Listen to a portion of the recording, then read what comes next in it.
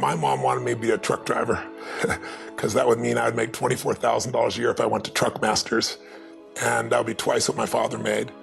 And she thought that would happen, but something inside of me said, I don't want to drive a truck. There's something else that matters more to me, and I decided I was not gonna go for money instead of passion. And the rewards have been pretty amazingly better than being a truck driver. It's not bad being a truck driver, it's just not what I was after. And I look back, and one of the things that helped me was my original teacher, Jim Rohn, who was a personal development speaker I went to hear when I was 17. He said something the first time I heard him, and he said, you know, it's really simple.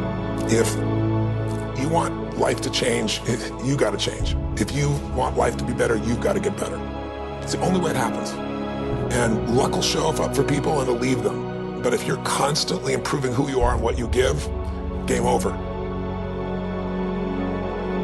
When people ask me, what does it take to be happy? I always tell them one word: progress.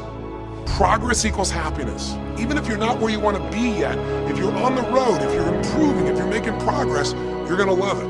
You're gonna feel alive. On the other hand, it doesn't matter how successful you are, if you stop growing, you start dying inside. I've always had this belief: if you want to be successful at anything in life, never leave the sight of setting a goal without doing something that commits you to fulfillment. If you get, like, you're in state, right, when you do something. While you're in state, that's the time to commit yourself to something that makes you follow through. So I'd call somebody up, I'd schedule something, I'd lock in the next meeting, I'd sign up for the class, I'd enroll the guy who was gonna mentor me, I'd set the meeting with a mastermind of people I met. I did something so that whatever I committed to, there was something when I went home that would pull me there. It's structure. This could be the greatest time you ever live if you control what you focus on, if you find a more empowering meaning, and if you decide to model the actions of those who succeeded before you. It can be the best financial time, the best emotional time, the best spiritual time of your life, but you better take control of your state. And if you think you're gonna do it just by today, you're wrong. You're gonna need to get yourself some rituals. Right now, every one of you in this room is controlled by your rituals. I don't just mean this one, I mean every morning you get up. I know your body, I can look at your body right now, and I can guess your rituals. Some of you, your rituals to work out 5 times a week, I can see it clearly. 4 to 6 times a week, it's obvious.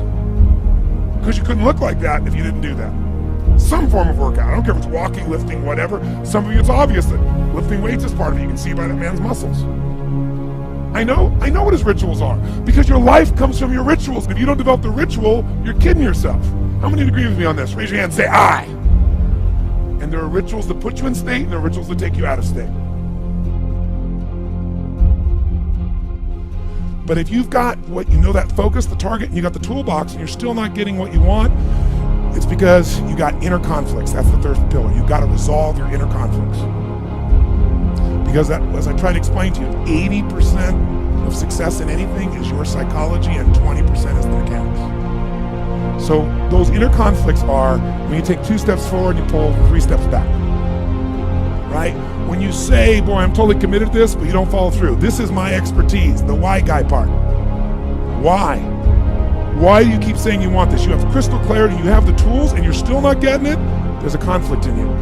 Align your life with what is most important to you. And then once you are in a position where you're aligned, guess what you'll do? Take action. You won't have to work at it. When everything's in alignment, there's nothing pulling you away, boom, you go for it. Progress comes when you tell yourself the truth and you're able to feel the uncertainty and take action anyway. The thing that stops us all is fear. It's no surprise. Fear of failure, fear of rejection, fear of the unknown, fear of not looking good. And that fear we could translate into the simple thing of uncertainty. Now, when you look at someone who's incredibly successful, you look at someone who's truly a leader in their life or in their field, the one thing they have in common is they exude this sense of certainty. Now, where's that come from? Is it inborn? Are they lucky? Are things just going their way? No, great leaders know how to step in the uncertainty and bring the certainty to the situation. Most people in life, we really feel like the level of stress in our life comes to how much of life do you feel like you control, or how much does life control you? Do you tend to control more of what's going on, or events controlling you? It's very easy to have those events start to take control unless we take control of what's between our ears, our own mind. You see, what you and I focus on massively affects how we feel, whether we're thriving or surviving.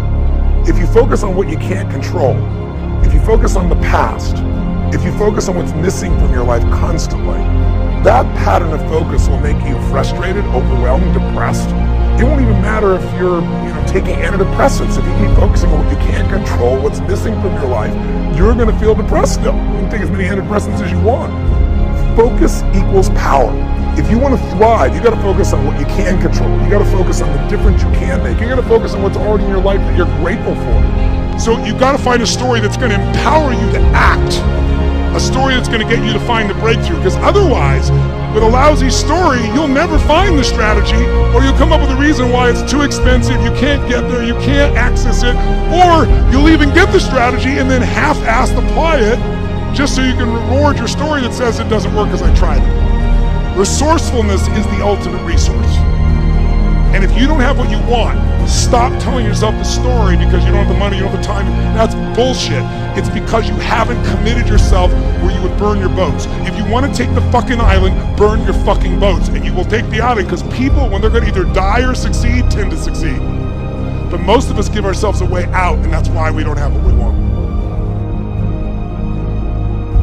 I was thinking about where this journey began for me, my desire to serve. Every day before I get on stage, I do this thing to whip myself into a peak state, and then my last words are, use me, Lord. That's my prayer. And every day my goal is to be a blessing in people's lives. Just do more, give more, share more, create more. What you need will be there. It's like air. You don't stop to think about when you take a breath whether it'll be there or not. It's always going to be there. Yeah. You just got to do your part. Early in my life, one of my mentors, a man named Jim Rohn, said, Tony, all you have to focus on in your life is find a way to add more value than anybody else does, and you'll never have to worry about anything.